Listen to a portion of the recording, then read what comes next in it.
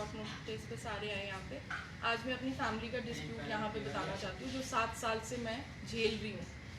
असल में मेरी शादी हुई है 97 में और उसके बाद 2014 उसके बाद मैं नागालैंड चली गई और फिर 2012 में मैं नागालैंड से अपने हस्बैंड के साथ आई। मेरे हस्बैंड का वहाँ पे बिजनेस था और 2012 में जब मैंने यहाँ पे शिफ्ट किया उसके बाद 2014 में मेरे हस्बैंड की डेथ हो गई।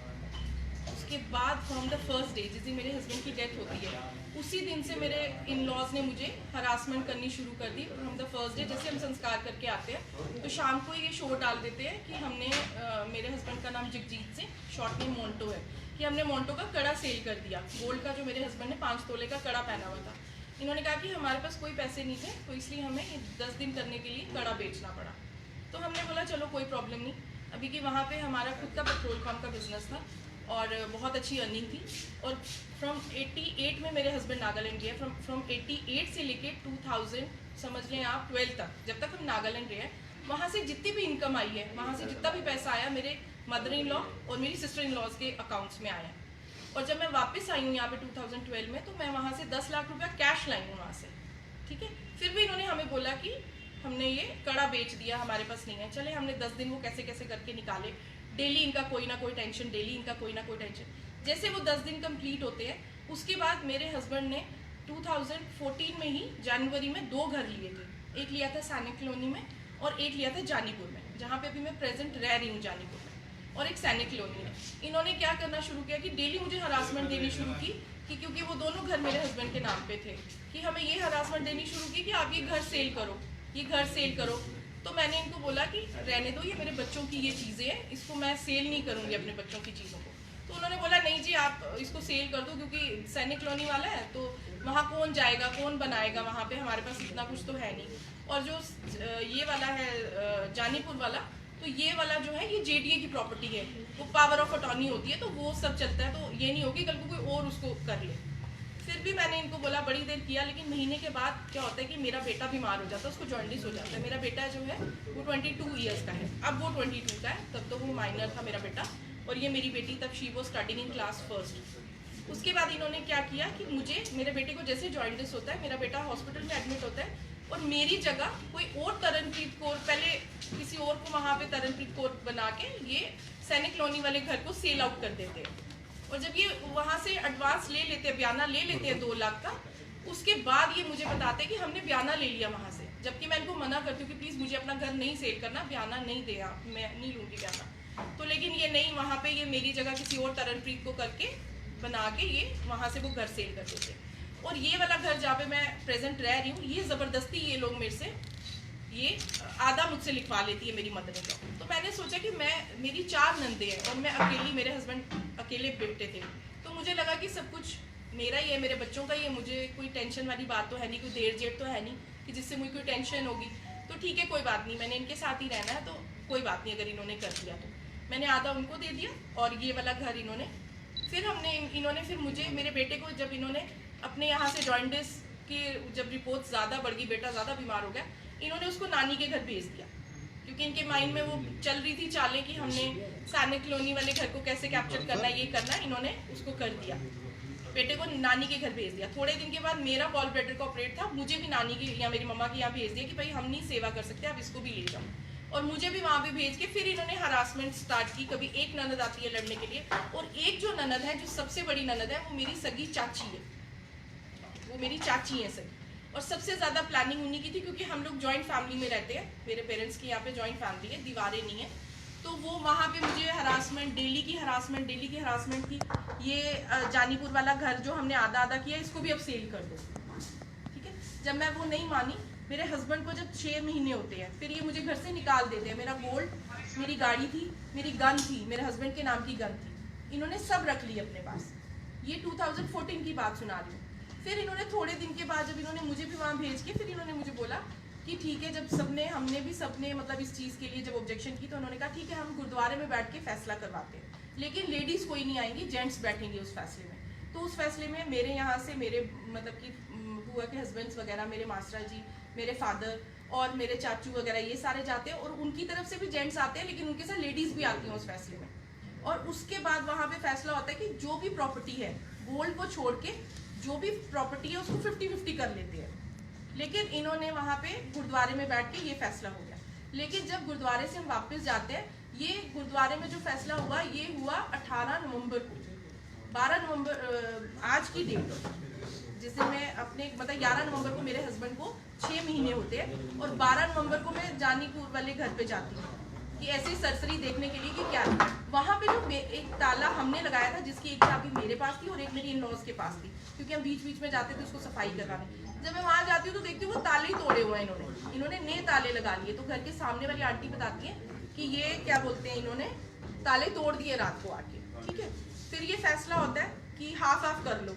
फिर मैं अपने घर पे जानीपुर वाले घर में शिफ्ट कर जाती हूँ, क्योंकि मैं पेरेंट्स के पास 6 महीने से रह रही थी, तो मैं अपने जानीपुर वाले घर पे शिफ्ट कर गई। मैं वहाँ पे जब मैंने शिफ्ट किया, मेरे को डेली कांटेक्ट करूँ कि यार मेरा सामान दे दो, सामान दे दो, कब दे रहे हो, कब आज दे रहे हैं, कल दे रहे हैं, ये ऐसे ही लटकाते रहो। जनवरी में इन्होंने, जनवरी लास्ट में इन्होंने सिर्फ मेरा फर्नीचर भेज दिया। हमारे घर से 2-3 बंदे जाते हैं और फर्नीचर भेज दिया। बोला कि गोल्ड अभी नहीं दे सकते, किसी के पास रखवाया हुआ है, जब आएगा तो हम आपको दे देंगे। फिर ये मुझे लटकाते रहे, जब हम कॉल करें हाँ दे देंगे, हम कोई खा थोड़ी जाएंगे आपका गोल्ड, ये वो। गुरुद्वारे में बैठ के फैसला हुआ। एक दिन मेरे जो दूसरे नंबर के ब्रदर इन लॉ है, मनमीत सिंह बिट्टा, वो मुझे, मैं उसको कॉल करती हूँ कि मनमीत भैया आपने बोला था कि गोल्ड दे रहे हो, तो क्या गुरुद्वारे में फैसला भी हुआ, साल होने वाला है। तो बोलते कि हम उस फैसले को नहीं मानते। ये मनमीत सिंह के वर्डिंग्स थे कि हम इस फैसले को नहीं मानते। मैंने कहा गुरुद्वारे के में बैठ के गुरुद्वारे के फैसले को नहीं मानते? उन्होंने कहा नहीं जी, हम गुरुद्वारे के फैसले को नहीं मानते, तूने जो करना है तू कर ले। क्योंकि वो TS वजीर के साथ होता था मनमीत सिंह, तो उसको उस चीज का बड़ा वो कहता था मैं उनके साथ, वजीर साहब के साथ हूँ, तू जो कर सकती है तू कर ले। फिर मैंने बोला कि मेरे पास कुछ है नहीं और मेरे पेरेंट्स भी हैंड टू माउथ है, इतना तो कोई करोड़पति है नहीं है कि मैं इनके पास जाके या इनके ऊपर बर्डन डालूंगी कि कोच का या ऐसा या कुछ। मेरे बच्चे भी बहुत छोटे थे तब, ये बिल्कुल छोटी थी, फर्स्ट में पढ़ रही थी, बेटा भी मेरा 10th में पढ़ रहा था। तो मैंने पहले जॉब स्टार्ट की तनिष्क में एज अ सेल्स गर्ल। 6 महीने मैंने वहाँ पे जॉब की। उसके बाद फिर मैंने 2015 में 13 जुलाई को मैंने स्टेट टाइम्स ज्वाइन किया एज अ रिसेप्शनिस्ट। मैंने 7 साल वहाँ पे काम किया और मेरी एक एक घर की जो रिपोर्ट मैंने अपने, जो मेरे विवेक सर हैं, हमारे चीफ एडिटर है, मैं उनसे बात करती थी। हमारे जितनी मालूम है मैं और हमारे जितने भी रिपोर्टर्स हैं, मैं सबको अपनी बात सुनाती थी कि मेरे साथ ऐसा ऐसा हो रहा है। तो उन्होंने बोला कोई बात नहीं, तुम एक बार पर्सनली जाके तरलोचन सिंह वजीर को मिलो। जब वो तुम्हारे को इतना वो बता रहा है कि मैं उनके वजीर साहब के साथ काम करता हूँ, तो तू क्या कर लेगी क्या नहीं कर लेगी, तो एक बार उनके साथ जाके बात कर। मैं उनके पास भी गई, लेकिन उधर भी मेरी कोई सुनवाई नहीं हुई, क्योंकि वो मनमीत उनके साथ था, तो उन्होंने मेरी कहाँ सुनी थी, उन्होंने मेरी कुछ नहीं सुनी वहाँ पे। उसके बाद फिर इन्होंने एक नया गेम स्टार्ट किया। इन्होंने एक लेडी मेरे घर भेज दी 2 बच्चों के साथ, मुझे मोहल्ले में बदनाम करने के लिए, मेरे बच्चे के सामने बदनाम करने के लिए कि इसके हस्बैंड के साथ मेरा अफेयर चल रहा है। और उस दिन ऐसा था कि उस दिन संडे था और मैं ऑफिस में थी, तो मैंने विवेक सर को सुनाया कि सर ऐसे ऐसे बात होगी, कोई लेडी मेरे घर पे आ गई है। तो उन्होंने मेरे को भेज दिया जानीपुर थाने में। उन्होंने बोला आप जानीपुर थाने जाके आप वहाँ पे जाके अपनी रिपोर्ट करवाओ। मैं जानीपुर थाने गई, लेकिन थाने भी वहाँ पे मेरी कोई हेल्प नहीं हुई, क्योंकि 15 दिन वो उस लेडी को ट्रेस नहीं कर पाए। उस लेडी का फोन स्विच ऑफ था, वो लेडी को ही नहीं ट्रेस कर पाए। 15 दिन के बाद मैंने वो लेडी ट्रेस करके उनको जानीपुर वालों को दी, मैंने वो लेडी कि ये लेडी है। फिर उसके बाद उन्होंने बोला जी आप कॉम्प्रोमाइज कर लो, प्लीज आप ऐसे मत करो, ये मत करो, वो मत करो, कोई बात नहीं, ये गलती से आ गई है। उस टाइम उन्होंने उनको 6000 मेरे इन लॉज ने दिया मेरे साथ ये सब खेल करने के लिए कि इसको मोहल्ले में बदनाम कर दो और इसको इसके बच्चों के सामने बदनाम करके इसके बच्चे वापस ले आओ। फिर इन्होंने जब देखा कि कुछ नहीं हुआ, फिर इन्होंने दोबारा खुद आना शुरू कर दिया मेरे मोहल्ले में। मेरी नंदों ने लोगों से पूछना शुरू कर दिया, दुकान वालों से कि ये घर बेच रही है क्या, इसका किसी के साथ अफेयर चल रहा है, ये हो रहा है वो रहा है। इस तरह की मुझे मेंटली ये लोग परेशान और हरासमेंट देनी शुरू कर दी। फिर लास्ट में मेरी एक जमीन है जो बटोत में है, वो मेरे हस्बैंड के नाम की है, जगजीत सिंह के नाम की।